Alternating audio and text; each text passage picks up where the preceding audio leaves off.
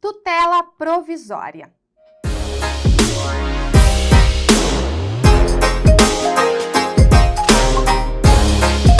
No processo do trabalho, não é diferente do processo civil, nós também temos a nossa tutela provisória. E aí você pode me perguntar, mas Priscila, aquela tutela provisória do artigo 300 e seguintes lá do CPC? Não, muita calma nessa hora. A gente visualizou o processo civil e pensamos, nós devemos criar a nossa tutela provisória. E nós criamos o que lá na CLT está previsto no artigo 659, inciso 9 e 10, o que lá é chamado de medida liminar. A medida liminar, ela se equipara à tutela provisória do CPC, mas ela só pode ser utilizada em duas hipóteses específicas na nossa CLT. Reitero aqui, previstas no artigo 659, inciso 9 e 10.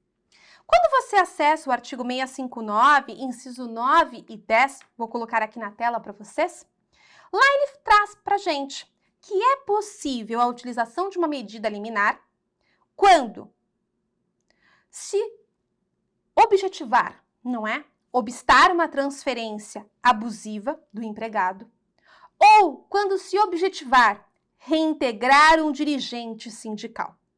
Então vejam aqui comigo na tela para melhor visualização. Temos duas possibilidades na CLT de medida liminar.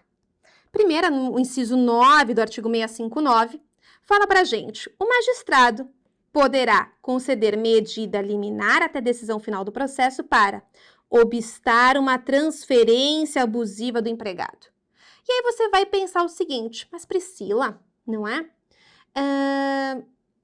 Pensando aqui, não é? Pensando aqui, a gente pode ter uma transferência abusiva.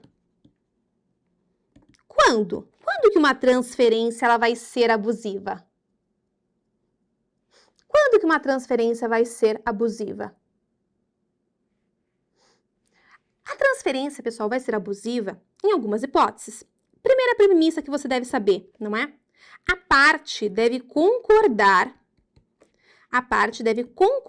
para ser transferida. Então, tem que ter a concordância da parte. A ausência da concordância da parte pode transformar essa transferência como sendo abusiva. Se não houver concordância, ela é abusiva. Uma segunda hipótese que nós podemos mencionar aqui é quando falamos, não é, de previsão contratual da transferência, ou ainda, não é, quando estivermos falando de cargo de confiança. Cargo de confiança. Nessas duas hipóteses, previsão contratual e cargo de confiança, nós temos aqui, não é, que o empregado não precisa consentir para ser transferido. O consentimento ele fica dispensado. Mas no caso de previsão contratual e cargo de confiança, para que ela seja legítima, essa transferência, deve-se observar, não é? Deve-se observar a súmula 43 do TST, que nos aponta o seguinte, que para que a transferência seja legítima, deve-se provar a real necessidade. E se a real necessidade não for provada, a transferência ela é abusiva. Ok? Então, esses são os dois principais pontos que a gente verifica em uma transferência abusiva. Então, se a transferência for abusiva, o empregado vai poder se valer de uma medida liminar para obstar essa transferência. Em um segundo ponto, o artigo 659 traz que a gente pode, não é, pleitear uma medida liminar para reintegrar dirigente sindical. E aí você vai me questionar, mas Priscila, quando que eu vou precisar reintegrar um dirigente sindical? O dirigente sindical ele vai precisar ser reintegrado quando nós estivermos falando aqui numa dispensa sem justa causa, afinal, o dirigente sindical ele é estável, a gente precisa lembrar disso. Ele é estável nos termos lá do artigo 543 da CLT, e justamente por ser estável, ele só pode ser dispensado mediante justa causa. Se não existir uma justa causa, essa dispensa ela não é legítima, e eu posso me valer de uma medida liminar para pedir a reintegração desse dirigente sindical. Da mesma forma, pode ser que eu esteja diante de uma dispensa por justa causa. E se eu estiver diante de uma dispensa por justa causa, você vai pensar, mas Priscila, aí a dispensa é legítima. Não necessariamente.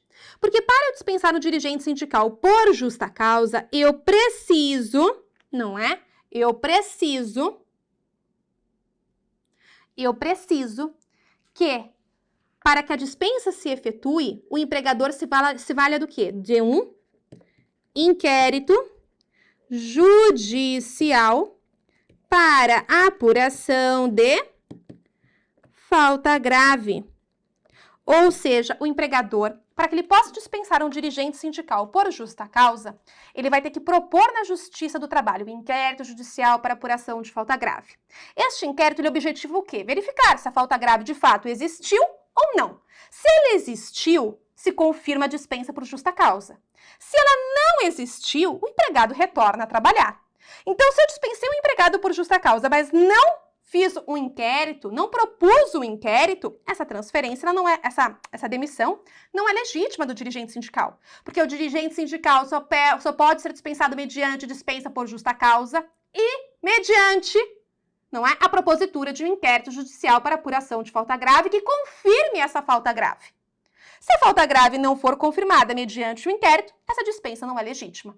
Em a dispensa não sendo legítima, eu posso me valer do quê? De uma medida liminar para visar o quê? A reintegração desse dirigente sindical. Assim como eu posso utilizar a medida liminar para obstar uma transferência abusiva. E aí, neste ponto, né, você pode me falar o seguinte, mas Priscila, e se não se encaixar em nenhuma dessas hipóteses? Eu quero reintegrar uma gestante, eu quero reintegrar um acidentado. Entre tantas outras hipóteses que eu posso pedir ali, uma reintegração, ou eu ter um pedido urgente, não é? Em que haja ali, né, fundamentos para que eu consiga essa medida de urgência. Pois bem, aí você vai se valer o quê? De uma tutela provisória prevista lá no Código de Processo Civil, no artigo 300 e seguintes.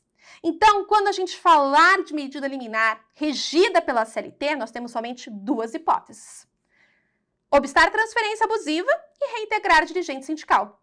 Todas as demais hipóteses serão abarcadas pelo Código de Processo Civil, já que a nossa CLT ela expressa quanto às duas hipóteses em que cabe medida liminar regida pela CLT.